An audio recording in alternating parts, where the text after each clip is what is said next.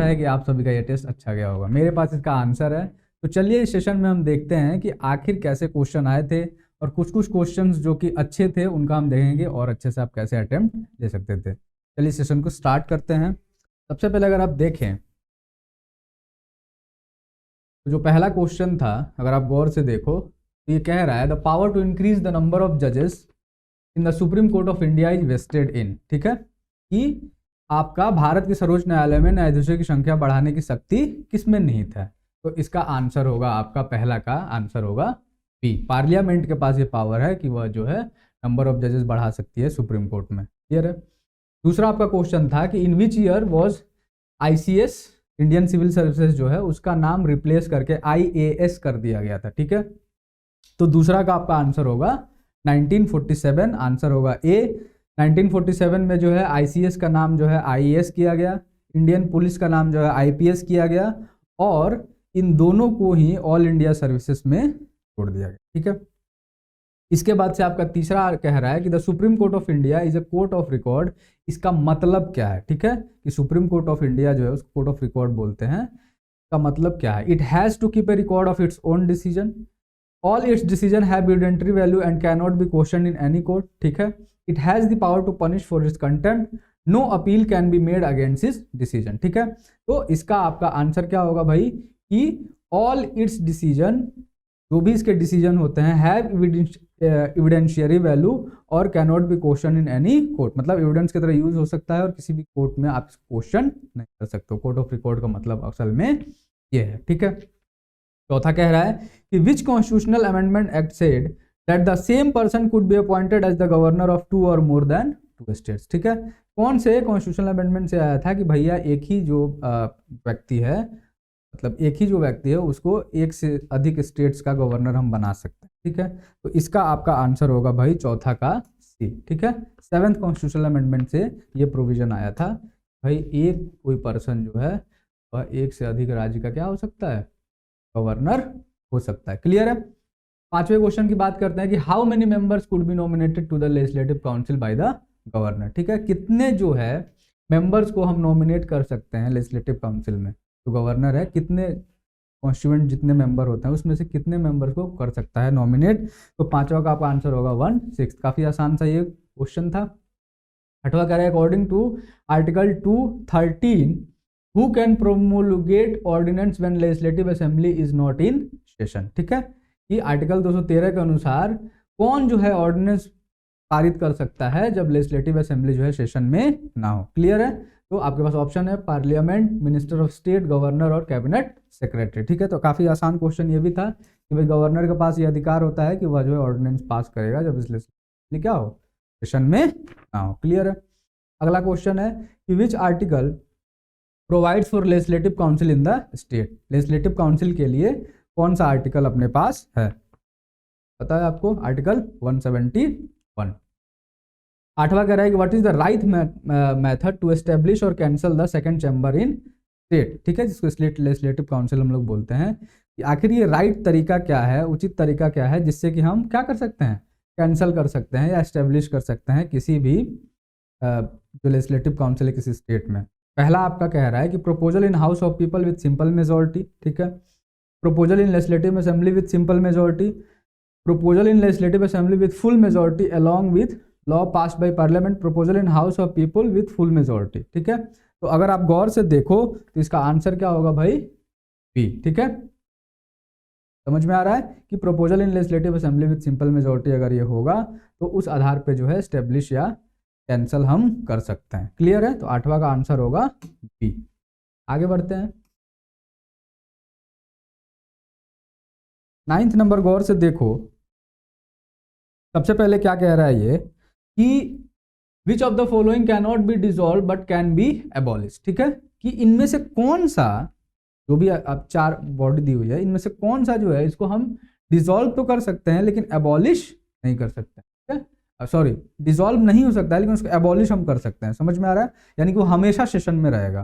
तो पहला आपके पास ऑप्शन है लोकसभा, ठीक है, राज्यसभा, स्टेट लेजिस्लेटिव असेंबली और स्टेट लेजिस्लेटिव काउंसिल। तो आपको पता है कि लोकसभा क्या हो सकता है भाई, आपका डिसॉल्व होता है, ठीक है।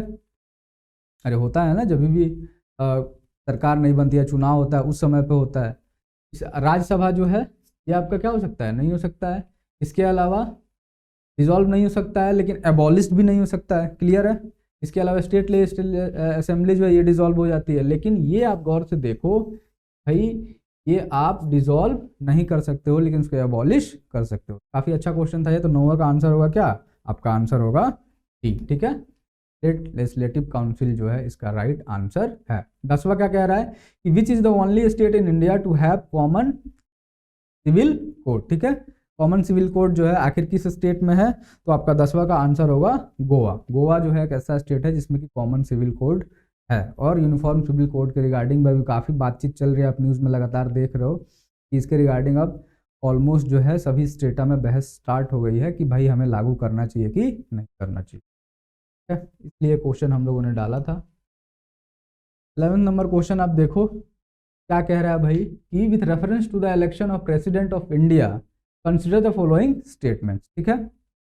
ये प्रेसिडेंट के इलेक्शन के रिगार्डिंग क्वेश्चन है कि the value of vote of each MLA varies from state to state, ठीक है।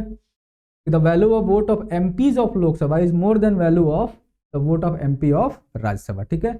यहाँ पे जो वैल्यू ऑफ वोट है उसकी बात हो रही है। आप सभी को पता है कि जो वैल्यू ऑफ वोट है वो अलग अलग होता है किसका, अगर आप गौर से देखो कि जो एमएलएज हैं उनका तो होता है, ठीक है, लेकिन जो राज्यसभा और लोकसभा के एमपी हैं उनका वोट सेम होता है। आप सभी ने पढ़ा होगा इलेक्शन के टाइम में, तो इसी से क्वेश्चन था ये प्रेसिडेंशियल इलेक्शन के रिगार्डिंग कि भाई वैल्यू ऑफ वोट ऑफ जो एमएलएज हैं वो वैरी करते हैं, ठीक है, स्टेट बाय स्टेट, ठीक है।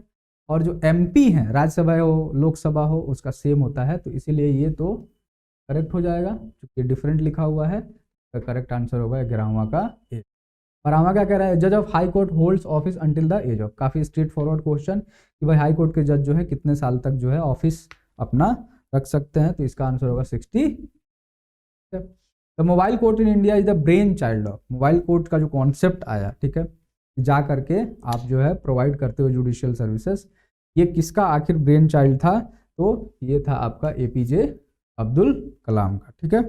एपीजे अब्दुल कलाम ने जो है सबसे पहले मोबाइल कोर्ट के बारे में बातचीत स्टार्ट की थी, ठीक है। अगला देखते हैं, गौर से देखो 14 नंबर क्वेश्चन क्या कह रहा है कि under which of the following taxes the total amount payable by an individual is limited by the, ठीक है, इनमें से कौन सा टैक्स जो है जो दिया जाता है जो इंडिविजुअल पे करता है उसको हम लिमिट कर सकते हैं कॉन्स्टिट्यूशन के द्वारा। तो 14वां का आपका आंसर होगा डी, ठीक है। Tax on profession trade and callings जो है इसको हम क्या कर सकते हैं भाई, लिमिट कर सकते हैं, ठीक है। कॉलिंग की जगह ध्यान दो कि यहाँ पे क्या होगा, इन होगा, ठीक प्रिंट है, आप ये करेक्ट कर। 15 नंबर क्या कह रहा है कि in which year the Hanumantha Rao committee submitted is report, ठीक है। हनुमंता राव कमेटी जो है उसने डिस्ट्रिक्ट प्लानिंग के रिगार्डिंग जो है कमेटी स्टेब्लिश की गई थी, इसने कब सबमिट किया था, तो इसका आंसर होगा 1984। 1984 में हनुमंता राव कमेटी आई थी, उसने डीपीसी के रिगार्डिंग बातचीत की थी, उसने 84 में अपना क्या किया था, रिपोर्ट सबमिट किया था, ठीक है। तो provision regarding division of taxes between the union and states, ठीक है, ये प्रोविजंस कुछ दे रहा है, कह रहा है can be suspended during financial emergency, can be suspended during national emergency, can be suspended under any circumstances, या can be suspended only with the consent of authority of state legislature, ठीक है। जो डिवीजन ऑफ टैक्स है, ध्यान दो, ठीक है, union और स्टेट का, ये प्रोविजन ही क्या हो सकता है, सस्पेंड किया जा सकता है जब नेशनल इमरजेंसी है, ठीक है, ग्रेव सिचुएशन होता है और सेंटर को उस समय ऑटोनॉमी दी जाती है कि भाई आप इसको सस्पेंड कर सकते हो, जिसको जितना पैसा देना है दो। तो इसका आंसर होगा 16वां का बी, क्लियर है। 17 क्या करेगा कि how many times the financial emergency has been imposed in India so far, काफी अच्छा क्वेश्चन है ये, पीसीएस में से क्वेश्चन पूछे जाते हैं कि भाई कितनी बार जो अभी तक इमरजेंसी लगाई गई है। तो आप सभी को पता है कि फाइनेंशियल इमरजेंसी आज तक नहीं लगाई गई है, क्लियर है। नेशनल इमरजेंसी समझ के मत मार देना, ये फाइनेंशियल इमरजेंसी की बातचीत हो रही थी। अगला क्वेश्चन क्या कह रहा है कि which of the following judgement held that the proclamation of national emergency can be challenge in a court on the ground of mala fide और अदर्स, ठीक है। तो पहला ऑप्शन क्या कह रहा है आपका कि चंपाकम सूर्यरंजन केस, इस केस में हुआ था, गोलकनाथ केस, केशवानंद भारती केस, या मिनर्वा मिल्स केस, ठीक है। ये कह रहा है कि नेशनल इमरजेंसी को हम चैलेंज कर सकते हैं कि वो मेलाफाइड है, ये किस केस में आया था, तो भाई इसका आंसर आपका होगा क्या, मिनर्वा मिल केस, ठीक है। मिनर्वा मिल्स केस में और भी बात की गई थी, आपको याद होगा, डीपीएसपी और फंडामेंटल राइट के बैलेंस के रिगार्डिंग की जजमेंट में ये भी बात की गई थी। 19वां क्या कह रहा है कि which of the following commissions by committee has recommended the creation of a local body ombudsman, ठीक है, कि किस कमीशन या कमिटी ने जो है लोकल बॉडी ओम्बड्समैन की बात की थी। तो कह रहा है कि जो पहला एआरसी था, फर्स्ट एआरसी, ठीक है, फर्स्ट एआरसी जो एस्टेब्लिश हुआ था, या सेकंड एआरसी जो एस्टेब्लिश हुआ था, क्लियर है, या बलवंत राय मेहता कमेटी या अशोक मेहता कमेटी। तो इसका आपका आंसर होगा 19वां का क्या, फर्स्ट एआरसी में ये बातचीत की गई थी कि भाई लोकल बॉडी ओम्बड्समैन एस्टेब्लिश किए जाने चाहिए, क्लियर है। अगले क्वेश्चन पे आते हैं कि भाई बोहरा कमेटी जो है उसको किस लिए फॉर्म किया गया था, ठीक है, किस चीज़ के लिए फॉर्म किया गया था। तो बोहरा कमेटी का जो है वह किया गया था कि जो नेक्सस है पॉलिटिशियन और क्रिमिनल्स के बीच में, जिसको हम बात करते हैं कि क्रिमिनलाइजेशन ऑफ पॉलिटिक्स हो रहा है, ठीक है, इस नेक्सस चलते तो तोड़ने की बात की गई थी। तो बोहरा कमेटी ने इसके रिगार्डिंग क्या किया था, अपना रिपोर्ट सौंपा था। तो कैसे, क्लियर है।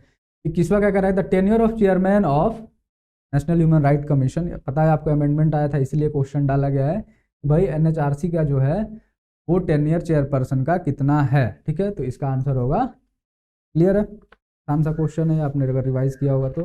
22 क्या कह रहा है कि मोशन फॉर रिमूवल ऑफ जज of high court should be signed by how many members in case of Rajya Sabha, clear है। पूछ रहा है कि हाई कोर्ट के जज का अगर रिमूवल करना है, कितने मेंबर जो है राज्यसभा का साइन लेना जरूरी है, कितने मेंबर साइन करेंगे तब बिल आगे बढ़ेगा इसका रिमूवल वाला। तो 22वां का आपका क्या होगा आंसर 50, ठीक है, 50 मेंबर्स की नेचर की रिक्वायरमेंट होती है। अगला क्या रहा है कि the citizenship amendment act 2019 relax the residence requirement for naturalisation of migrants of 6 religious minority from Pakistan, Bangladesh and Afghanistan from 12 years to how many years. पता है आपको ये अमेंडमेंट किया गया था सीएए में, और इसके रिगार्डिंग जो ईयर है उसको कम किया गया था कि भाई 12 साल से और कम करके ये जो 6 माइनॉरिटी कम्युनिटी है का आप क्या कर रहे थे, कूल डाउन कर रहे थे पीरियड, ठीक है, रेजिडेंस रिक्वायरमेंट के लिए। तो इसका 23rd का आपका आंसर क्या होगा भाई, 6 साल, क्लियर है। 23rd का आंसर होगा 6 साल, इसको कर दिया गया था 12 साल से कम करके। The main feature of the federal state is, ठीक है, फेडरल स्टेट का आखिर मेन फीचर क्या होता है। तो 24वां का आपका आंसर क्या होगा भाई, डिसेंट्रलाइजेशन। पता है आपको कि जो भी छोटे यूनिट्स होती हैं उनमें एक तरह से पैरिटी लाई जाती है जो लार्जर यूनिट्स हैं, ठीक है, पावर का जो डिवीजन होता है उसके रिगार्डिंग, ठीक है। सेंटर का भी पावर रहेगा, जो छोटे यूनिट्स है स्टेट उनका भी पावर रहेगा, और इवन जो लोकल पंचायत बॉडीज है उनका भी पावर रहेगा, क्लियर है। आगे बढ़ते हैं, 25th देखो क्या कह रहा है। 25th कह रहा है कि व्हेन वाज द डेजिग्नेशन सदर रियासत change to governor for the state of J&K, ठीक है, पहले सदर रियासत बोला जाता था, अब गवर्नर कब बोला जाने लगा, ठीक है। तो इसका आंसर आपका है 1965 में ये क्वेश्चन आया। Which article of the Indian constitution deals with special provision with respect to different states, ठीक है। इस आर्टिकल की बात यहाँ पे हो रही है कि भाई डिफरेंट जो स्टेट्स हैं के स्पेशल प्रोविजन के रिगार्डिंग वो बात करता है। याद आ रहा है आपको 371 ABCD जो चलता था, के बारे में ये पूछ रहा है। तो इसका आपका आंसर होगा 371, ठीक है। नागालैंड, असम, जितने भी नॉर्थ स्टेट हैं और भी स्टेट्स हैं, गुजरात, महाराष्ट्र, इवन सबके रिगार्डिंग बातचीत। 27 क्या करेगा, president has given some power to governance of tribal areas, ठीक है, ऑटोनोमस डिस्ट्रिक्ट जिसको बोलते हैं in some states, which of the following state doesn't come in this category, clear है। ऑटोनोमस डिस्ट्रिक्ट काउंसिल जो है वो किन स्टेट्स में नहीं है ये पूछ रहा है आपको, काफी अच्छा क्वेश्चन है। 27 का आंसर होगा आपका, ठीक है, क्लियर है। अगला क्या कह रहा है कि भाई याद रखो नॉट कम लिखा है, which of the following committee was establish by the Tamil Nadu government to examine the question of central state relation, ठीक है, ये तमिलनाडु गवर्नमेंट के द्वारा किया गया था सेंट्रल स्टेट रिलेशन को एग्जामिन करने के लिए। कौन सी कमेटी एस्टेब्लिश की गई थी, तो 28 का क्या है, राजा मन्नार कमेटी को एस्टेब्लिश किया गया था, क्लियर है। आगे बढ़ते हैं,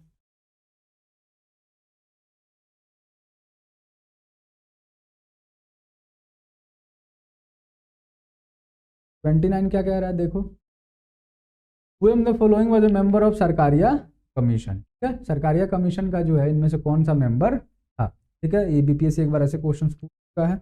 तो इसका आपका आंसर होगा डॉक्टर SR सेन, ठीक है, ये इनके मेंबर थे। विच ऑफ द फाइनेंस कमीशन के रिगार्डिंग वो क्वेश्चन था, तो सरकारी कमीशन का ही मेंबर पूछ सकता है ये। Which of the following are included in the original jurisdiction of supreme court. 30 number कह रहा है कि भाई ओरिजिनल जुडिक्शन इनमें से कौन सा है।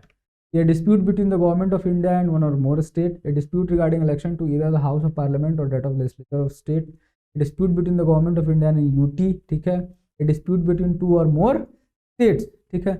तो इसका आपका आंसर होगा 30 का। अगर गौर से देखो तो 30 का पहला तो आपको लग रहा होगा कि सही है, क्लियर है, और चौथा भी आपको लग रहा होगा कि सही है। समझ में आ रहा है? तो ये आपका क्या हो जाएगा, 1 and 4 is the correct answer, ठीक है। ये यूटी के मसले नहीं देखता है, यूटी और अगर गवर्नमेंट ऑफ इंडिया का है, और ये जो है इलेक्शन का मसला भी, मेनली जो यूनिट्स हैं, जो सेंटर है, स्टेट है, या फिर स्टेट्स के बीच की जो बात है वो देख। What kind of majority is needed in the parliament for rescheduling of the constituencies, ठीक है। कह रहा है किस टाइप की मेजोरिटी चाहिए जब आप डिलिमिटेशन करते हो, इसको हम लोग बोलते हैं, या रीशेड्यूल करते हो कॉन्स्टिट्यूशन का। तो 31 का आंसर आपका क्या होगा भाई, जनरल मेजोरिटी ऑफ पार्लियामेंट, ठीक है। समझ में आ रही है बात? तो 31 का आपका आंसर होगा जनरल मेजोरिटी ऑफ पार्लिया। आगे बात करते हैं 32 क्या कह रहा है कि what is the tenure of ECI, ठीक है, इलेक्शन कमीशन ऑफ इंडिया। अभी जस्ट चेंज हुआ उसका अपॉइंटमेंट, तो फिर से क्वेश्चन, भाई क्या टेन्योर है ECI का। तो 32 का आपका आंसर होगा 6 साल या 65 साल, जो भी अर्लियर हो, ठीक है, 6 या 65। Anti defection law is given in which schedule of Indian constitution. काफ़ी आसान सा क्वेश्चन कि भाई एंटी डिफेक्शन किस शेड्यूल में आता है, तो आपको पता होगा 33 का आंसर होगा B 10th शेड्यूल, ठीक है। कब आया था भाई, तो ये आया था आपका 52nd अमेंडमेंट 1985 में, ठीक है।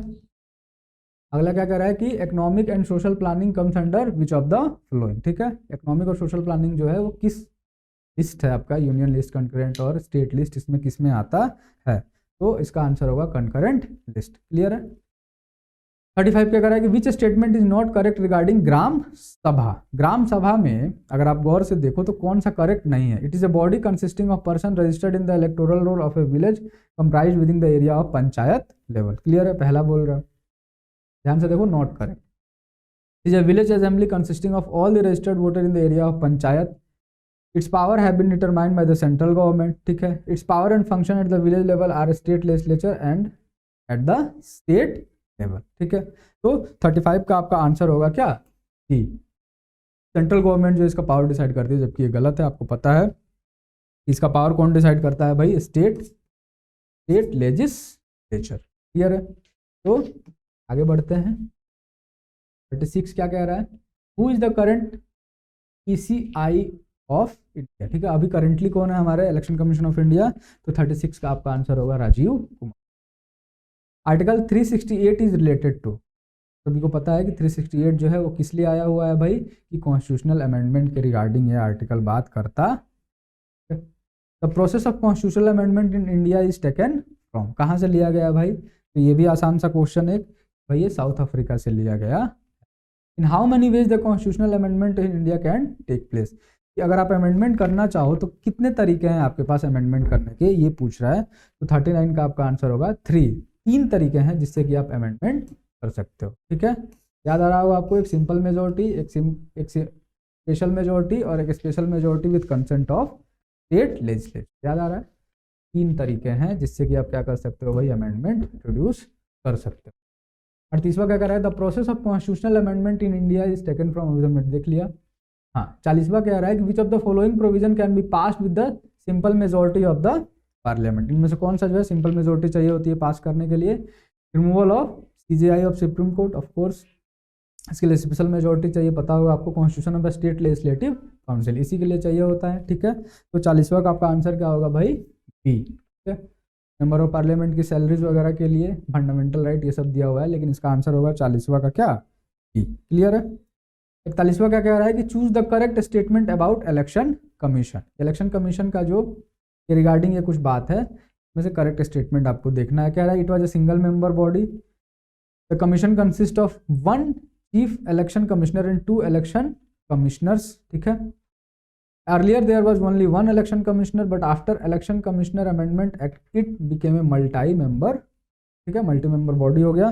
तो 41वां का आपका आंसर होगा 2 एंड 41वां का आंसर क्या होगा 2 एंड 3, पहला आपका गलत है। क्लियर है, हमेशा ही सिंगल मेंबर बॉडी थोड़ी ही रहा, अभी मल्टीपल मेंबर बॉडी है। क्लियर है, तो 41वां का आपका आंसर होगा।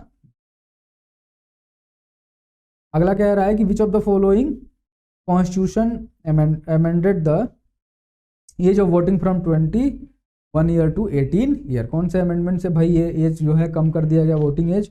तो 42nd का आपका आंसर होगा क्या 61st के थ्रू ये प्रोविजन हमने इंट्रोड्यूस। 43rd क्या कह रहा है भाई? 43वां क्वेश्चन देखो कि which is related to article 330 to 342 of Indian constitution. ठीक है, all India services, election commission, village panchayat, reservation and representation of schedule caste, schedule tribe in Lok Sabha. तो 43rd का आपका आंसर होगा डी। ठीक है, 43rd का आपका आंसर होगा डी कि भाई 330 से लेकर 342 तक इसके रिगार्डिंग बातचीत होती है, जो भी reservation. Which committee recommended the 27% reservation of OBCs in the government job in 1991? Government job में 27% जो ओबीसी का रिजर्वेशन है उसके रिगार्डिंग किस कमेटी ने बोला? तो आपको पता होगा मंडल कमेंडल जो चल रहा था उस समय कि भाई बीपी मंडल कमेटी थी। 44 का आंसर होगा आपका बी। क्लियर है, in which of the following case special majority is use in the Parliament? इनमें से किस केस में स्पेशल मेजोरिटी का यूज होता है ये पूछ रहा है। रिमूवल ऑफ वाइस प्रेसिडेंट के लिए तो आपको पता होगा क्या इफेक्टिव मेजोरिटी चाहिए होती है। For removing speaker and deputy speaker of the Lok Sabha, same. Acquisition and termination of citizenship, for removal chairman of vice for removal of chairman और vice chairman of legislative council. ठीक है, तो भाई 45वां का आपका आंसर होगा सी। आपको पता है कि इसके लिए भी इफेक्टिव मेजोरिटी चाहिए होती है, इसके लिए भी चाहिए होती है। क्लियर है, तो ये आप ध्यान। 46 का आपका क्वेश्चन क्या कह रहा है कि how can the Supreme court जज एंड कैग बी रिमूव? ठीक है, कंट्रोलर ऑडिटर जनरल जो है और सुप्रीम कोर्ट का जज जो है उसको कैसे हम हटा सकते हैं? तो कह रहा है कि फुल मेजोरिटी पहले, plus voting by 2/3 member present, voting only by present 2/3 members, या bill passed in the parliament by simple majority, या इनमें से कोई भी नहीं।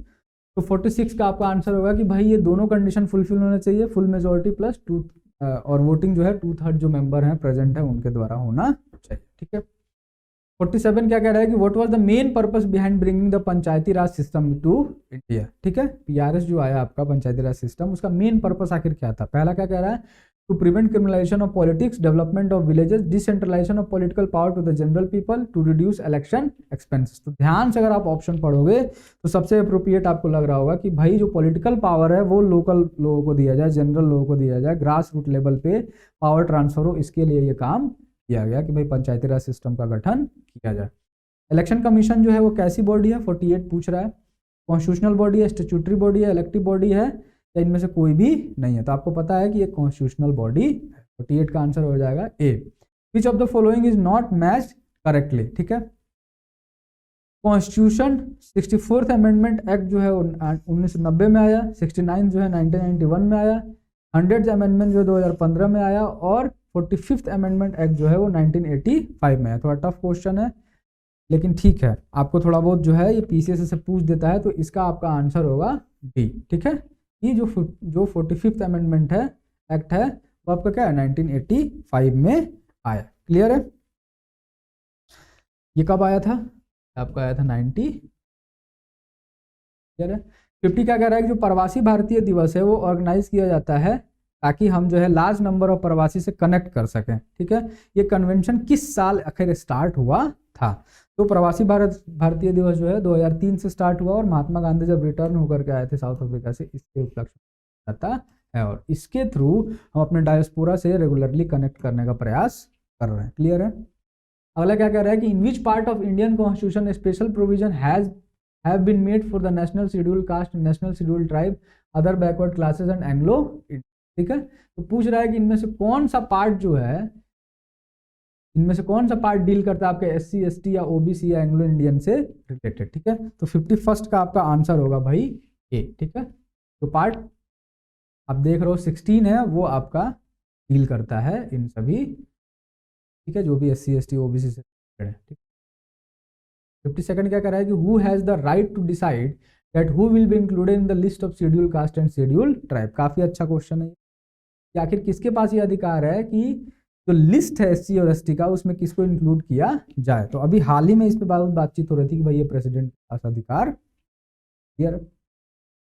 Special provision to schedule caste tribe, schedule caste and schedule tribe और Anglo Indian जो है वो कब आया, ठीक है, यहाँ पे ट्राइब भी होगा कि ये प्रोविजन आखिर कब आया, जो भी स्पेशल प्रोविजन है किस ईयर में आया। तो इसका आपका आंसर होगा 1960 में सबसे पहले इसकी बातचीत स्टार्ट हुई। क्लियर है।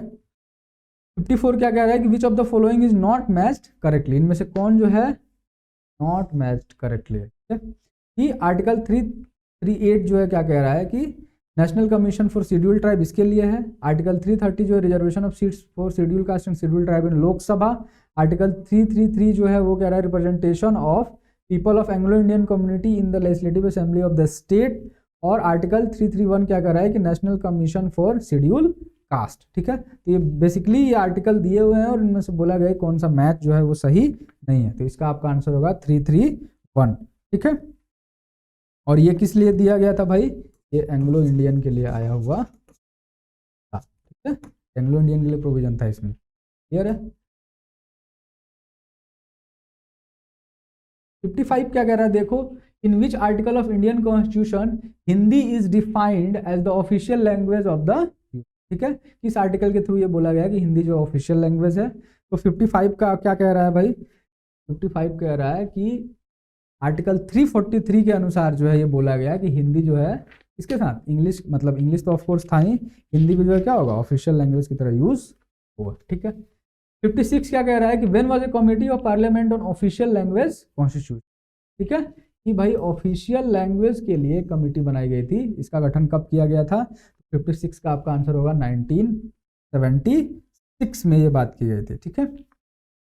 A money bill passed by Lok Sabha is deemed to have been passed by the Rajya Sabha also when no action is taken by the upper house within, ठीक है। कोई भी मनी बिल जो है जो कि लोकसभा में जो है क्या होता है पास माना जाता है,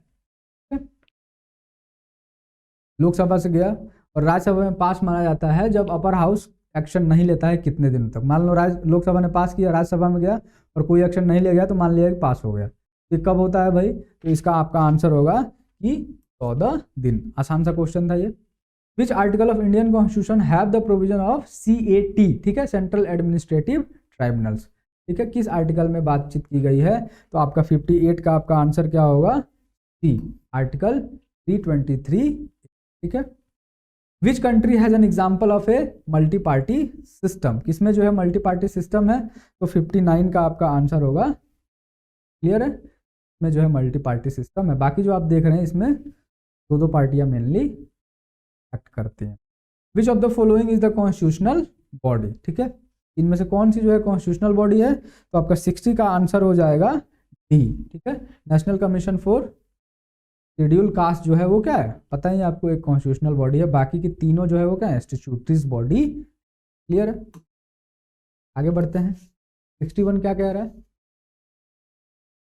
काका केलकर कमीशन जो है वो आखिर किससे रिलेटेड है, ठीक है। तो आपके पास ऑप्शंस है कि national commission for schedule caste, the national scheduled tribe commission, the backward class commission, the Anglo Indian, ठीक है, कम्युनिटी, इससे रिलेटेड है। तो भाई 61 का आपका आंसर होगा सी, जो बैकवर्ड क्लास कमीशन है उससे रिलेटेड है।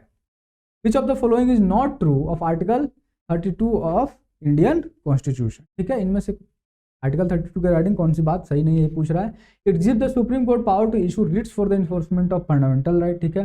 It is included in part 3 of Indian constitution and is therefore itself a fundamental right, ठीक है। Doctor B.R. Ambedkar call it the very soul of Indian constitution और concept of constitutional remedies is unique to India, ठीक है। तो 62 का आपका answer होगा D, क्योंकि ये जो है ऑफकोर्स हम लोगों ने अमेरिका से आई थिंक लिया है और ये यूनिक नहीं है, ठीक है। Which one is the most prominent element of a state, ठीक है। कह रहा है कि फ्लैग, कैपिटल, सोवरेनिटी और हेड ऑफ स्टेट।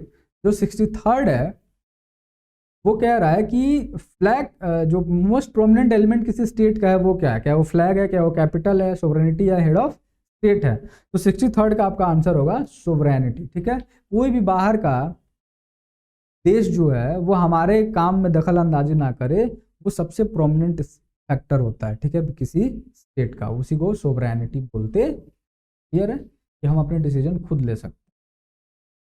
64 क्या कह रहा है कि the constitution preamble is not applicable in courts, is significant and useful, ठीक है, explains what government is all about, या assist in giving our constitution at judicial interpretation, ठीक है।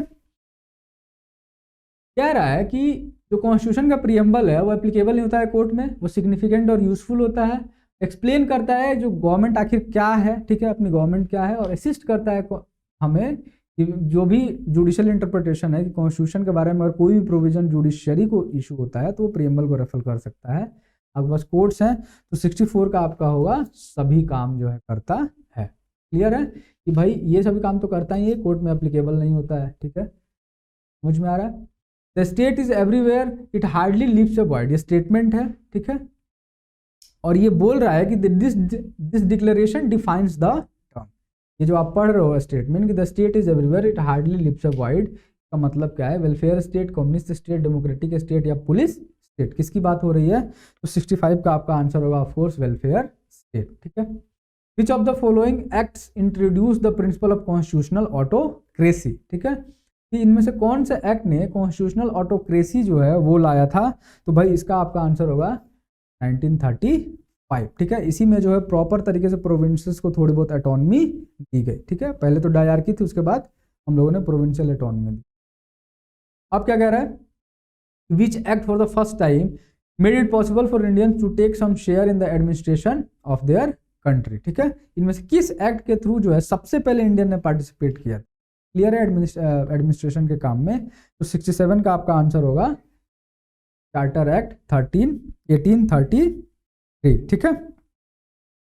क्या रहा है अगला आपका क्वेश्चन,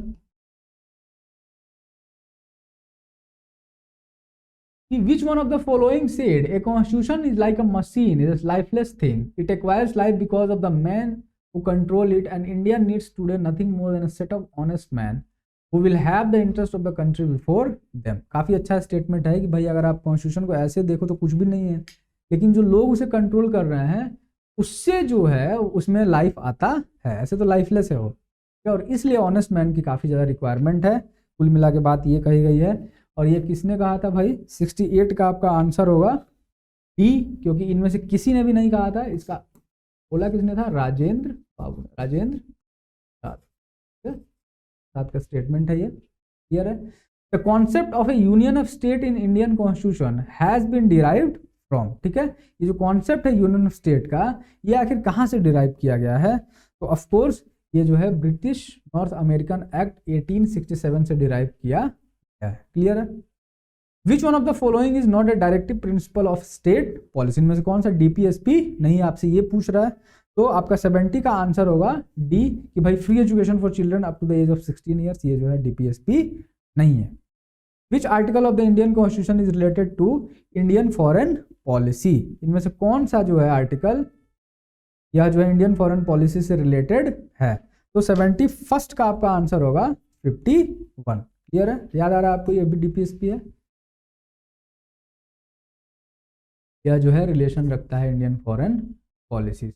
72 क्या कह रहा है भाई, देखिए, which one of the following statement is correct, इनमें से कौन सा करेक्ट है, rights are claim of the state against the citizen, ठीक है, rights are privilege which are incorporated in the constitution of state, rights are claim of the citizen against the state, rights are privilege of few citizen against the many. Rights के regarding बात की जा रही है, जो भी आप right पढ़ते हो फंडामेंटल राइट वगैरह, लेकिन जो राइट है आखिर उसका क्या डिफिनेशन है, तो 72 का आपका आंसर होगा rights are claim of citizen against the state, ठीक है, स्टेट का जो रैथ है उससे बचाता है हमें राइट, ठीक है, हमारे अधिकार होते हैं तो स्टेट हम पे अत्याचार नहीं करता।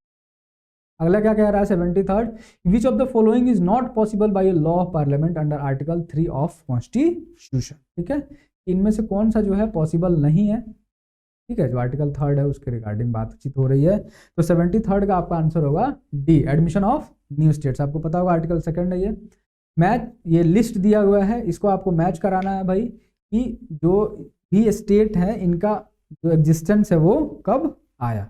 आप देखोगे तो 74 का आपका आंसर होगा क्या, बी। क्लियर है, आप लोग देख लेना। 75 क्या कह रहा है, which reference to India consider the following statement. Clear है कि इंडिया की अगर बात की जाए तो इन स्टेटमेंट्स को जरा आप देखिए। There is only one citizenship and one domicile, ठीक है। A citizen by birth only can become the head of state. A foreigner once granted the citizenship can not be deprive of under any circumstances, ठीक है। तो 75 आपका answer होगा क्या, 1 is the only correct answer. Clear है, ये तो आपको पता होगा, कहाँ पे, यूएस में है, जो भी जन्म लेगा वही बनेगा, ठीक है। और यहाँ ये भी बोल रहा है कि फॉरेनर को एक बार सिटीजनशिप मिल गया, ठीक है, तो उसको जो है फिर मतलब वो छोड़ नहीं सकता, ये भी गलत बात है, कभी छोड़ सकता है वो। तो इसलिए 75 का क्या होगा, पहला स्टेटमेंट सही होगा। गलत है। How many types of justice, liberty, equality and fraternity in that order have been mentioned in the preamble of constitution of India. थोड़ा टफ क्वेश्चन है, ठीक है, कि इनमें पूछा है कि ऑर्डर में बताइए कि भाई कितने प्रकार के जस्टिस, लिबर्टी, ठीक है, और इक्वालिटी और फ्रेटर्निटी की बात की गई है हमारे कॉन्स्टिट्यूशन में। तो आपका 76 का आंसर होगा ए, ठीक है, 3, 5, 2, 1। क्लियर है, यही ऑर्डर है। India is A Republic means, हम बात जब करते हैं कि इंडिया जो है एक रिपब्लिक है, इसका मतलब क्या है। It is the people who are final authority in all matters. There is no parliamentary system of government in India, ठीक है। There is no hereditary rulers in India. India is a union of state. तो आपको पता है कि अगर Republic की बात की जा रही है तो इसका मतलब सीधे सीधे ये है कि जो हेड ऑफ स्टेट है वो लोगों के द्वारा चुना जाएगा। तो इसका आंसर क्या होगा, 77 का सी। और इसलिए आप देखोगे कि जो यूके है, यूके में आप देखोगे कि डेमोक्रेसी तो है लेकिन वो रिपब्लिक नहीं हो, एक मोनार्कियल सिस्टम है, क्योंकि अभी भी हेड ऑफ स्टेट कौन है वहां पे, तो क्वीन होती है, वो होती है। अभी हेड ऑफ स्टेट कौन हो गया है, उनके बेटे हो गए हैं, ठीक है, उनका डेथ हो गया तो इसलिए वहां पे अभी मोनार्कियल सिस्टम है, वो रिपब्लिक नहीं है। इंडिया क्या है, रिपब्लिक है, क्योंकि हमारे जो प्रेसिडेंट है वो इनडायरेक्टली लोगों के द्वारा चुने जाते हैं, ठीक है, हमारे रिप्रेजेंटेटिव्स के द्वारा। क्लियर है। अगला क्या कह रहा है कि which one of the following article is related to contingency fund of India. फिर से एक स्ट्रेट फॉरवर्ड क्वेश्चन कि भाई कंटिजेंसी फंड ऑफ इंडिया के रिलेशन में कौन सा आर्टिकल आपका है। इसका आपका आंसर होगा आर्टिकल 267। पता है आपको कि कंटिजेंसी फंड ऑफ इंडिया जो है वो किस लिए होता है, कि इमरजेंसी में अगर फंड क्रंच होता है तब इससे पैसा हम निकाल करके, डिजास्टर हो गया, कुछ भी हो सकता है वो, तो इसलिए यूज होता है। 79 क्या कर रहा है, consider the following statement. The Montague-Chelmsford reform of 1919 recommended granting voting rights to all the women above the age of 21, ठीक है।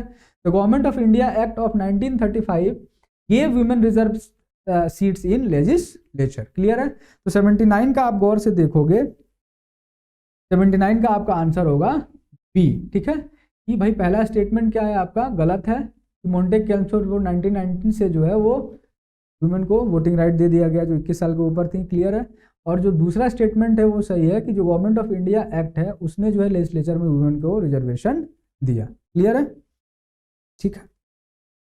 80 क्या कह रहा है कि who of the following was not the member of the interim national government formed in August 1946, ठीक है, इनमें से कौन जो है मेंबर नहीं था जो हमारी इंटरिम गवर्नमेंट बनी थी उसकी। तो 80 का आपका आंसर होगा सी, ठीक है, राधा कृष्णन जो है इसके मेंबर नहीं। Article 24 of the Constitution of India prohibits the employment of child in factory related to hazardous work. Such prohibition is, ठीक है, जो आर्टिकल 24 है ऑफकोर्स जो हैजार्डस इंडस्ट्री में प्रोहिबिट करता है, मना करता है कि बच्चे काम नहीं कर सकते हैं। ये प्रोहिबिशन किस टाइप का है, इससे क्वेश्चन है, काफी अच्छा क्वेश्चन है। कह रहा है कि एब्सोल्यूट प्रोहिबिशन, पार्शियल प्रोहिबिशन, या रीजनेबल प्रोहिबिशन, या मोरल प्रोहिबिशन, ठीक है। तो 81 का आपका आंसर होगा एब्सोल्यूट, ठीक है। इसमें कोई भी जो है आप ढीलापन नहीं छोड़ सकते हो, पूरी तरह से क्या है ये प्रोहिबिटेड है कि भाई हैजार्डस इंडस्ट्री में बच्चे काम नहीं करेंगे, ठीक है। अगला क्वेश्चन देखो 82 क्या कह रहा है कि which of this is not a function of constitution, ठीक है, इनमें से कौन जो है वह कॉन्स्टिट्यूशन का फंक्शन नहीं है। It gives a guarantee of rights of citizen, its mark out different sphere of power for different branches of government, ठीक है, it insure that good people came to power, it insure freedom expression with commonly shared values, ठीक है। तो 82 का आपका answer होगा भाई सी, ठीक है। ये इंश्योर करता है कि अच्छे लोग जो है क्या है पावर में आए। ये तो कर नहीं सकता है कभी भी कॉन्स्टिट्यूशन, अरे उसके बस का थोड़े ही आर्टिकल लिख करके आप कैसे इंश्योर कर सकते हो। तो ये जो है कॉन्स्टिट्यूशन का काम नहीं है। बाकी तीनों आप देखो गौर से कि ये कॉन्स्टिट्यूशन का काम है। Which of the following are enshrined in the third schedule of the Indian constitution. Third schedule में क्या है भाई? Form of oath of office for minister of union, ठीक है। Form of oath to be made by CJI of supreme Court, form of oath of office of president of India, या form of oath to be made by member of parliament, ठीक है। Oath की बात की जाइए कि भाई minister का ओथ है, जो चीफ जस्टिस है उनका ओथ है, प्रेसिडेंट का है, या फिर जो MP है उनका है, ठीक है। तो 83rd में आप देखोगे कि जो थर्ड शेड्यूल है इसमें किसका किसका ओथ मेंशन होता है, तो इसका आपका आंसर होगा 1 to 4। जो प्रेसिडेंट ऑफ इंडिया है इसका ओथ मेंशन नहीं होता है, ठीक है। ये ध्यान से याद कर लेना, कितनी बार पूछा हुआ है question. The disaster management act was passed by parliament of India, ठीक है। डिजास्टर मैनेजमेंट एक्ट जो है वो कब पास किया गया? स्ट्रेट फॉरवर्ड क्वेश्चन है, चूंकि बिहार में बाढ़ आते रहता है, पूछ सकता है आपसे। ये आपका आंसर है 2005। आगे बढ़ते हैं।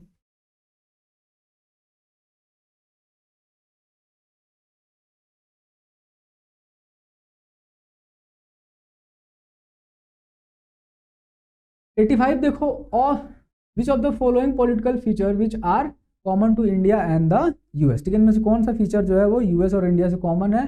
Residuary power vested in centre, clear है। Residuary power vested in state, president has the power of pocket veto, the upper house has some nominated member. तो 85 का अगर आप आंसर देखोगे तो वो हो जाएगा ए, थर्ड वनली, ठीक है। पॉकेट वीटो जो है यही सिमिलरिटी है इंडिया और उसके बीच में, बाकी कोई भी similarity. How many states have unicameral system, पूछ रहा है कि यूनिकैमरल जो है वो सिस्टम, मतलब एक ही बस हाउस हो, वो कितने स्टेट्स में है, ठीक है। तो 86 का आपका आंसर होगा 22, ठीक है। Which article of Indian constitution protect persons right to travel abroad. इनमें से कौन सा जो आर्टिकल इंडियन कॉन्स्टिट्यूशन का वो प्रोटेक्ट करता है कि भाई कोई भी आदमी बाहर जा सकता है, ठीक है। तो 87 का आपका आंसर होगा C, article 21। Fill in the blanks है यहाँ पे, ठीक है, कि dash without duties are like man without shadows. ये बात बोली गई थी कि भाई इनमें से किसके बिना ड्यूटी जो है वो ऐसा लगता है कि मैन विदाउट शैडो, यानी कि दोनों ही काफी जुड़े हुए हैं। 88 का होगा राइट विदाउट ड्यूटीज, ठीक है। राइट है उसके साथ ड्यूटी भी होना चाहिए, just like man without shadow.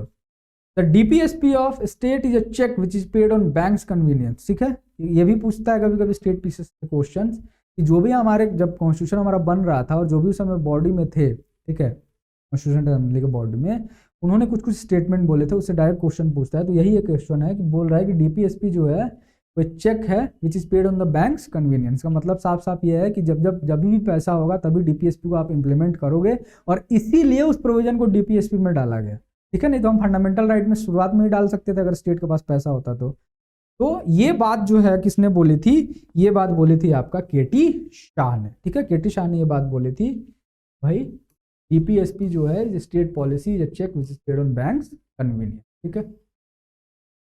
अगला क्वेश्चन देखो, which of the following act setup by diarchy system at the central level, ठीक है।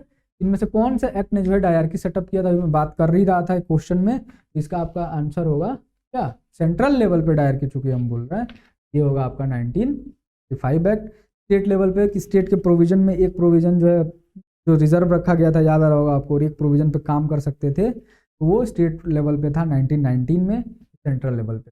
The fundamental duty to uphold and protect the sovereignty, unity and integrity of India is mention at number, किस number पे है, ठीक है। ये fundamental duty, fundamental duty आप जब पढ़ोगे तो उसका नंबर भी अच्छे से याद करो, किस नंबर पे कौन सा ड्यूटी आ रहा है, ऐसे भी क्वेश्चन पूछे गए हैं। तो 91 का आपका आंसर है, थर्ड नंबर पे ये है, ठीक है। तीसरे नंबर पे ये ड्यूटी लिखी हुई होती है, ठीक है।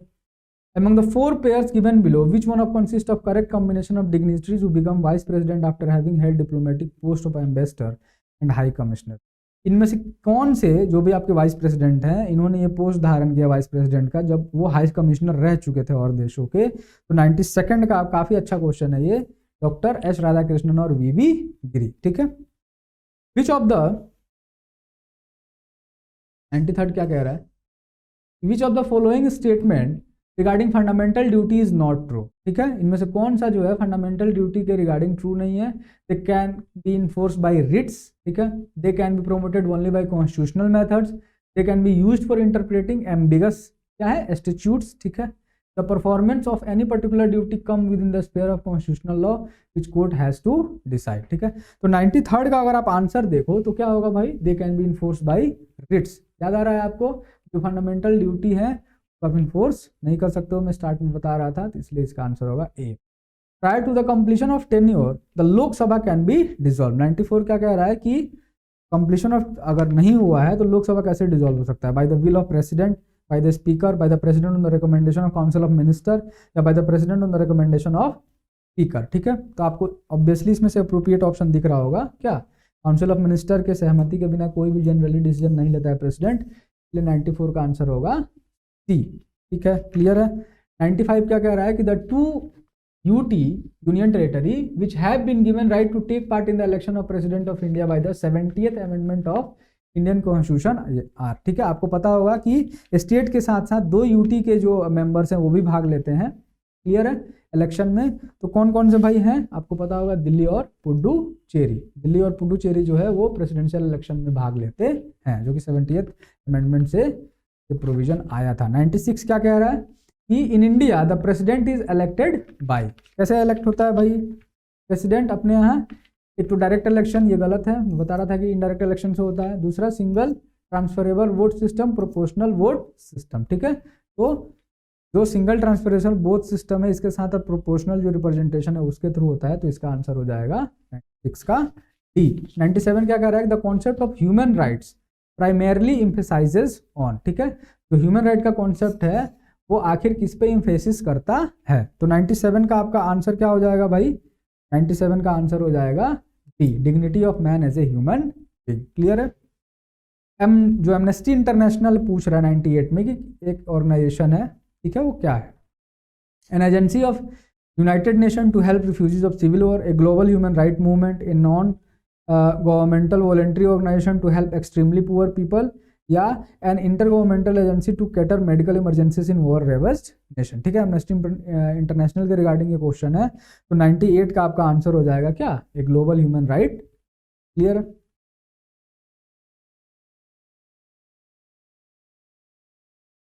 अगला क्या कह रहा है भाई,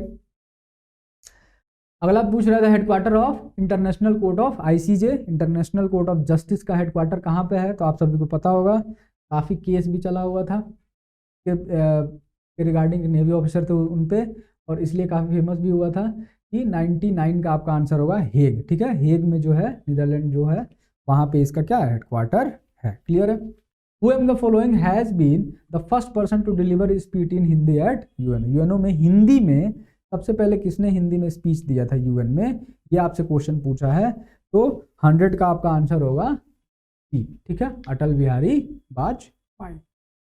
the president hold office for a term of 5 year from date on, ठीक है। प्रेसिडेंट जो है वह अपना 5 साल का टेन्योर किस दिन से जो है वो पूरा करता है, तो पहला ऑप्शन है विच he by she is elected, which is decided by parliament, which he enter upon his office by hold his office, या which is decided by election commission, ठीक है। तो 101 का आपका आंसर जो है वो क्या होगा, सी, which he enter upon his office by hold his office, clear है। Which of the following committees was set up in India for identification of BPL families urban areas, ठीक है। अर्बन एरिया में जो BPL फैमिलीज हैं उनके लिए आप गौर से देखो कौन सी कमेटी को सेटअप किया गया था कि आइडेंटिफाई किया जा सके, ठीक है। अर्बन एरिया में बीपीएल फैमिली को आइडेंटिफिकेशन के लिए कौन सी कमेटी बनाई गई थी, तो 102 का आपका आंसर होगा हाशिम कमेटी, याद रखना, ठीक है। हाशिम कमेटी को एस्टेब्लिश किया गया था आइडेंटिफिकेशन अर्बन एरिया में जो भी बीपीएल फैमिलीज हैं। 103 देखते हैं अभी, 103 नंबर क्वेश्चन क्या कह रहा है कि who among the following was not among the 7 members of the drafting committee of the constituent assembly, ठीक है। तो पहला आपका ऑप्शन है अलादी करके मुंशी, सैयद मोहम्मद दुल्ला, ठीक है, और जीवी मौत, ठीक है। तो इसका आंसर आपको पता क्लियर है। The vice president of India is elected by, जो वाइस प्रेसिडेंट ऑफ इंडिया है वो किनके द्वारा चुने जाते हैं, the people, electoral college which elect the president, the membership of both houses of parliament, the state लेजिस, ठीक है। तो 104 का आपका आंसर हो जाएगा क्या, C, the members of both the houses of parliament. The vice president may be removed from his office by a resolution of, ठीक है। जो वाइस प्रेसिडेंट है उनको कैसे रिमूव हम कर सकते हैं, रेजोल्यूशन के through, council of state, Lok Sabha, cabinet, council of minister, ठीक है। तो 105वां का आपका आंसर हो जाएगा, ठीक है, राज्यसभा के सोल्यूशन से क्या कर सकते हैं, रिमूव कर सकते हैं। विच one of the following is presided over by one who is not its member, ठीक है, जो मेंबर नहीं है वही उसका क्या है, तो प्रिसाइड करता है। इनमें से कौन है, कौन सा ऐसा बॉडी है, लोकसभा, विधानसभा, राज्यसभा या काउंसिल ऑफ मिनिस्टर? आपको पता होगा कि 106 का आंसर होगा राज्यसभा, ठीक है। यही जो है उसका मेंबर नहीं होता है, फिर भी उसको प्रिसाइड करता है vice president. When were the fundamental duties incorporated in the constitution? कब आया भाई फंडामेंटल ड्यूटी कॉन्स्टिट्यूशन में? तो 107 का आपका आंसर है 1976। क्लियर है? 108 क्या कह रहा है कि which of the following is not true, ठीक है, इनमें से कौन सा ट्रू नहीं है? द प्रेसिडेंट और governor is immune from legal action of for official acts, ठीक है। No court can compel a governor to perform any duty. A 2 months notice in writing must be delivered to a governor for bringing civil proceeding in respect of their personal act. Court are empowered to inquire the advice tendered by minister to president or governor, ठीक है। तो इनमें से पूछ रहा है कि कौन सा करेक्ट नहीं है। तो 108वां में जो डी है, कोर्ट जो एम्पावर होते हैं, ठीक है, जो भी एडवाइस दिया गया है मिनिस्टर का प्रेसिडेंट को, ठीक है, या गवर्नर को, उसमें इंक्वायरी कर सकता है। ये बात सही नहीं है, ठीक है, कोई भी अधिकार नहीं है कोर्ट। कैबिनेट जो है का मतलब क्या होता है, ये पूछ रहा है। Cabinet means all minister in the government, minister with cabinet rank, cabinet minister and their secretaries, minister of state, ठीक है। तो 109वां का आपका आंसर क्या है भाई, B, minister with cabinet rank को ही हम कैबिनेट बोलते हैं। क्लियर है? If the prime minister of India belongs to upper house of parliament, ठीक है, ये पूछ रहा है कि अगर प्राइम मिनिस्टर ऑफ इंडिया जो अपर हाउस ऑफ पार्लियामेंट से होंगे तो और क्या क्या हो सकता है प्रोबेबिलिटी।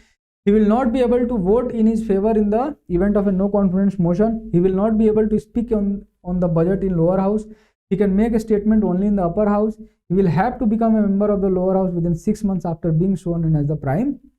ठीक है, तो 110वां का आपका आंसर होगा क्या, ठीक है, कि वह जो है वोट नहीं कर पाएंगे अपने फेवर में अगर नो कॉन्फिडेंस मोशन पास हुआ, ठीक है, क्योंकि वो मेंबर किसके हैं, राज्यसभा के हैं, लोकसभा के नहीं। A central minister who is not the member of any house can remain in the office for, ठीक है, कि कोई भी सेंट्रल मिनिस्टर जो है, जो मेंबर नहीं है, ऑफिस में कितने दिन रह सकता है? आसान सा क्वेश्चन है। 111 का क्या होगा, 6 महीने, ठीक है, 6 महीने का टाइम दिया जाता है, उसके बाद उसको चुन के आना पड़ेगा। विच one of the following motions the council of minister in India can move, कौन सा जो है मोशन मूव कर सकता है भाई? 112 का आंसर होगा क्या, कॉन्फिडेंस, ठीक है। Who was the 12th prime minister of India, ठीक है, ये ऑर्डर में भी क्वेश्चन पूछा हुआ है बहुत बार स्टेट पीसीएस। तो 113 में पूछ रहा है कि 12th प्राइम मिनिस्टर कौन थे? तो 113वां का आंसर होगा आपका देवे गौड़ा, ठीक है। अगला क्वेश्चन देखो,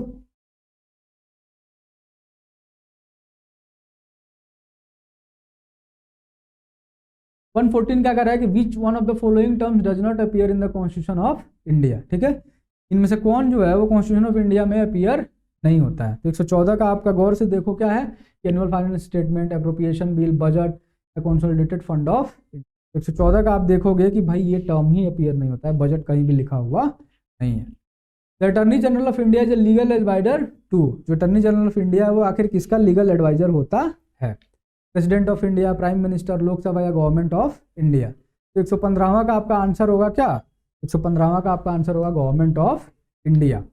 Who among the following has right to address the parliament, इसमें से किसको राइट है भाई कि वो पार्लियामेंट को एड्रेस करे? तो 116 का आपका आंसर होगा अटॉर्नी जनरल ऑफ इंडिया, ठीक है, अटॉर्नी जनरल ऑफ इंडिया जो वो पार्टिसिपेट और एड्रेस कर सकता है, ठीक है। 117 क्या कह रहा है कि ऑफिस ऑफ जो कैग है वह क्रिएट किया गया था, ठीक है, कैसे क्रिएट हुआ भाई CAG? Through an act of parliament, by the constitution, through a cabinet resolution, या इनमें से कोई भी नहीं पता आपको कॉन्स्टिट्यूशनल बॉडी है कैग, तो थ्रू कॉन्स्टिट्यूशन होगा इसका आंसर बी, ठीक है।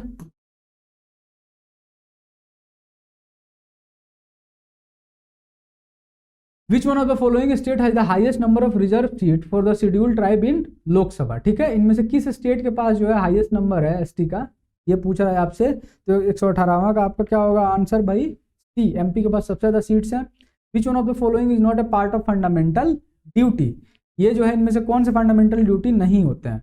To defend the country and render national service, to value and preserve the rich heritage of our composite culture, to help in organising village panchayat, to safeguard public property and to absorb violence. Clear है? तो 119 का आपका answer क्या होगा भाई? सी। ठीक है, कि विलेज पंचायत ऑर्गेनाइज कराना जो है कोई फंडामेंटल ड्यूटी नहीं है। What is the quorum of Lok Sabha in relation to its strength? Quorum पूछ रहा है कि भाई मिनिमम कितनी रिक्वायरमेंट होनी चाहिए कि लोकसभा का बिजनेस जो है वो कंडक्ट कराया जा सके। तो आप सभी को पता है काफी आसान क्वेश्चन है। 120 का क्या होगा भाई? 1/10। इतने मेंबर होने ही चाहिए ताकि बिजनेस हम क्या कर सकें, रन कर सकें। समझ में आ रहा है? बिजनेस का यहाँ मतलब क्या है? जो भी बिल्स वगैरह है उसका डिस्कशन, ठीक है, या पास करना, ये सभी तभी संभव है जब 1/10 मेंबर प्रेजेंट होंगे। अब आते हैं करंट अफेयर वाले में। Which company has partnered with women entrepreneurship platform of NITI Aayog to support women entrepreneurs in India? ठीक है, इनमें से कौन किसने पार्टनर किया है भाई? फोन पे, पेटीएम, भारत पे या गूगल पे? तो 121 का आपका आंसर होगा पेटीएम ने पार्टनर किया। ठीक है, WEP के साथ।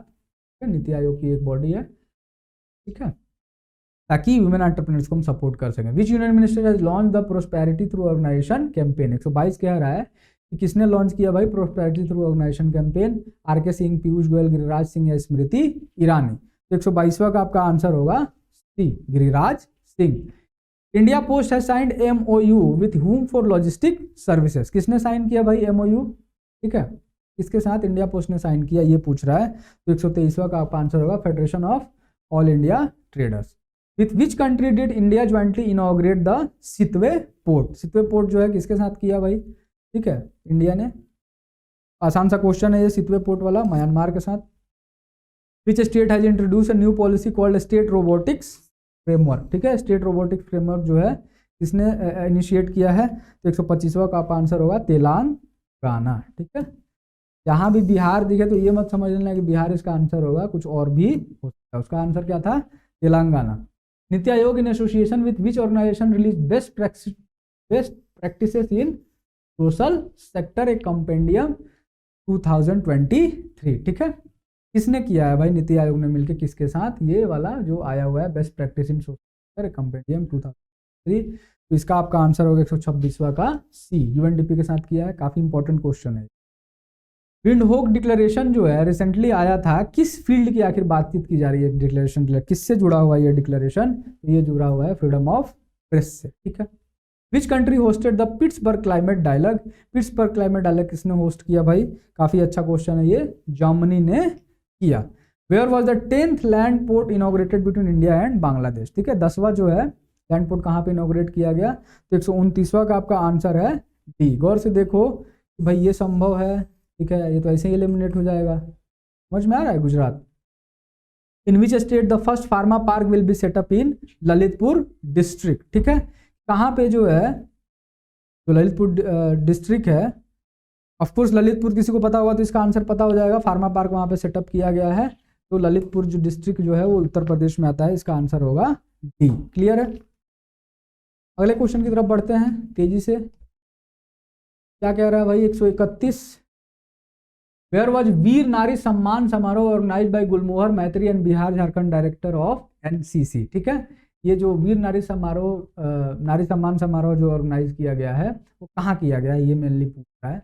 तो 131वां का आपका आंसर हो जाएगा ए, पटना में किया गया। ठीक है, which state which has become the first district of Bihar to start integrated road database service recently? ठीक है, कौन सा ऐसा डिस्ट्रिक्ट पहला डिस्ट्रिक्ट है जिसने कि इंटीग्रेटेड रोड डेटाबेस सर्विस को लॉन्च किया है? तो 132वां का आपका आंसर है नालंदा। नालंदा से स्टार्ट हुआ है। Which state government formulated and reviewed the economic policy and has decided to set up a separate autonomous and strong institution, the institute of public finance and policy? ठीक है, ये किस आखिर स्टेट गवर्नमेंट का काम है कि भाई इसने जो अपनी इकोनॉमिक पॉलिसी को रिव्यू किया और एक इंस्टीट्यूशन की स्थापना की, institute of public finance and policy? ठीक है, तो आप सभी को पता होगा, काफी न्यूज में रहा था ये, बिहार का, ठीक है, न्यूज है, बिहार ने ऐसा किया था। 134वां क्या कह रहा है? इन द बजट 2023-2024 की बात की जाए, the budget of education has been increase by Bihar government to how many crore? काफी अच्छा क्वेश्चन है, बहुत बार ऐसे क्वेश्चन पूछा है। तो 134वां का आपका आंसर होगा भाई 40,450.91 करोड़ जो है किया गया है बजट। ठीक है, education. Which player from Bihar has been selected in the national team for SAFF? ठीक है, SAFF under 17 women's football championship 2023। कौन सी चुनी गई है भाई बिहार से यहाँ पे एक महिला? तो 135वां का आपका आंसर होगा खुशी कुमारी को चुना गया, ठीक है। सैफ अंडर 17 जो फुटबॉल है। Which district has top the Bihar industrial development review as per the recently release February 2023। 2023 में रैंकिंग आई थी कि भाई जो बिहार इंडस्ट्रियल डेवलपमेंट रिव्यू है उसमें किस डिस्ट्रिक्ट ने आखिर टॉप किया? तो 136वां का आपका आंसर होगा शिवहर, ठीक है। वेन शिवहर आपका क्या है पता है आपको? सबसे डेंसली पॉपुलेटेड है, सबसे ज्यादा क्या है यहाँ पे पर कैपिटा कम है, ठीक है। ये सारे भी आप याद रखो थोड़े बहुत। When will the fourth agricultural road map will be implemented in Bihar, ठीक है। जो चौथा एग्रीकल्चरल रोड मैप है उसको कब इंप्लीमेंट किया जाएगा? तो इसका आपका आंसर होगा 1 अप्रैल 2023 से स्टार्ट हो जाएगा। In which state will the world's largest refinery complex be built? कहाँ पे ये दुनिया का सबसे बड़ा रिफाइनरी कॉम्प्लेक्स बिल्ड किया जा रहा है? तो 138वां का आपका आंसर होगा महाराष्ट्र, ठीक है। महाराष्ट्र में जो है सबसे बड़ा हम बिल्ड कर रहे हैं क्या? Refinery complex. 139 देखते हैं भाई क्या कह रहा है कि which city hosted the India EU global gateway conference, ठीक है। तो गुवाहाटी, शिलोंग, कोलकाता और ईटानगर। तो कह रहा है कि भाई India EU global gateway conference यहाँ पे हुआ था। ये कहाँ हुआ था भाई? शिलोंग में हुआ, ठीक है। Which state has recently become the first state to introduce digital health card for children, ठीक है। कि डिजिटल हेल्थ कार्ड जो चिल्ड्रन के लिए है वो आखिर किसने इंट्रोड्यूस किया है, ठीक है। तो 140वां का आपका आंसर होगा क्या? उत्तर प्रदेश, ठीक है। जो डिजिटल हेल्थ कार्ड है बच्चों के लिए वो यूपी ने launch. By which year the Bihar government has set a target to achieve zero carbon, ठीक है। किस साल जो है जीरो कार्बन एमिशन का टारगेट जो है बोला गया अचीव करने के लिए? तो 142वां का आपका आंसर क्या होगा? 2040 तक ये बात की जा रही है कि हम जो है जीरो कार्बन जो टारगेट होता है कि भाई कार्बन निकले और उसको हम एब्जॉर्ब भी करा लें, तो वो टारगेट बिहार 2040 तक पूरा कर लेगा। क्लियर है? आगे देखो भाई 143 क्या कह रहा है कि where will the 6th Indian ocean conference will be held, ठीक है। 6वां इंडियन ओशन कॉन्फ्रेंस कहाँ पे होगा? तो भाई 143वां का आपका आंसर होगा क्या? 143 का आपका आंसर है सी, ठीक है, ढाका। ढाका में ये बात चल रही है कि भाई 6वां इंडियन ओशन कॉन्फ्रेंस हेल्ड हुआ। With whom has the ministry of AYUSH tied up to promote integrated health research, ठीक है। इंटीग्रेटेड हेल्थ रिसर्च के लिए आयुष मिनिस्ट्री ने किससे जो है क्या किया है? टाई अप किया है। 144वां का आंसर है ICMR, ठीक है, Indian council of medical research. इसके साथ जो है क्या किया है? टाई अप किया। Eight which report in India the countries first reading lounge, ठीक है। रीडिंग लाउंज की बात की जा रही है, कहाँ पे ये ओपन किया गया है? तो 145वां का आपका आंसर है लाल बहादुर शास्त्री इंटरनेशनल एयरपोर्ट बनारस, ठीक है। ये जो है आपका बनारस में जो लाल बहादुर शास्त्री एयरपोर्ट है वहां पे launch. Where did the Indian navy and royal Thai navy conduct the 35th corporate? पता है आपको कॉर्पोरेट एक्सरसाइज जो इन दोनों के बीच में होती है, थाईलैंड और इंडिया के बीच में, ये कहाँ पे कंडक्ट किया गया? तो इसका आंसर होगा अंडमान सी में कंडक्ट किया गया। As per the India ranking 2023 which institution retain its first position in the overall ranking? जो NIRF की रैंकिंग है इसकी बात यहाँ पे की जा रही है कि भाई इसमें से किसने जो है अपना पहला पोजीशन बरकरार रखा, ठीक है। तो 147वां का आपका आंसर है IIT मद्रास, ठीक है। ये कॉन्टिन्यूसली जो है टॉप किए जा रहा। Which state is related to electronic knowledge network, ठीक है। इलेक्ट्रॉनिक नॉलेज नेटवर्क से जो है कौन सा स्टेट रिलेटेड है? तो 148वां का आपका आंसर है बिहार, ठीक है।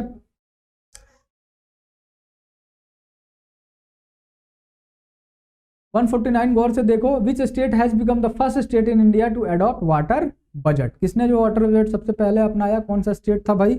149वां का आपका आंसर है केरला, ठीक है।